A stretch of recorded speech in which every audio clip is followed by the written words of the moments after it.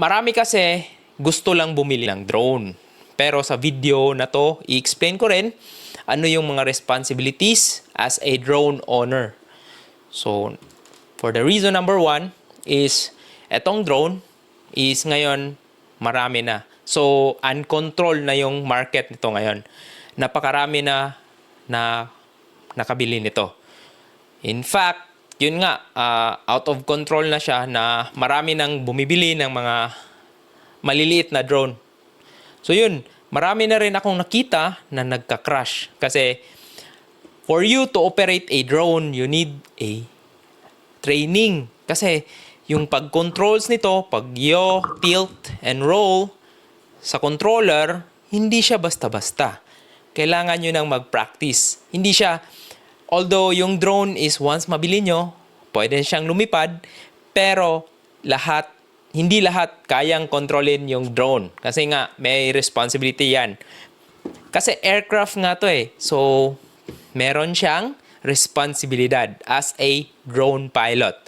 You as a drone pilot, hindi lang siya dapat alam mo na marunong kang mag-control. Kailangan mo rin mag-aral ng environment, especially yung wind. Kasi itong malalaking drone, kaya malalaki sila, kasi makakastand sila ng malalakas na hangin. Yung maliliit naman, yung mga Mini 3, Mini 4, yun, kaya naman nila na malalakas na hangin, pero in terms of yung mga gust na parang bilis ng hangin, yun yung nakapag-diferensya. Kasi ito, naka-fly ako dito sa Pacific Ocean, okay siya, solid na solid, tapos steady lang. So yun. So hindi enough na marunong ka sa basic. So kailangan mo talaga mag-training dito sa drone controllers. So meron po yung official na mga trainings na ino-offer, especially yung DJI, tsaka yung mga third parties. Mga third parties, sila yung mga nag-organize ng training or drone safety season. Okay? So, yun nga.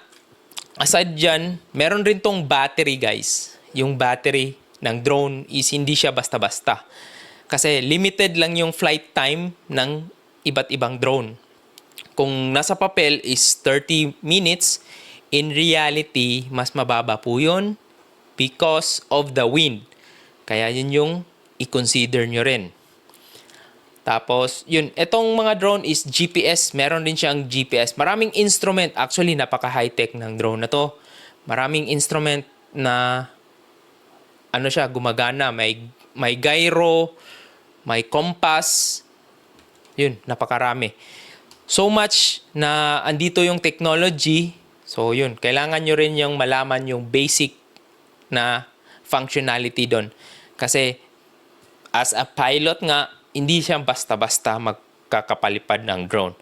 Or, in terms of, sa iba kasi, kinonsider nila na laruan. Pero in terms of, hindi siya dapat laruan kasi pwedeng maging serious, makakatamaan ka ng drone or babagsakan, makaka-hurt ka. Kaya, recommended ko talaga na if you're interested sa drone, training or online tutorial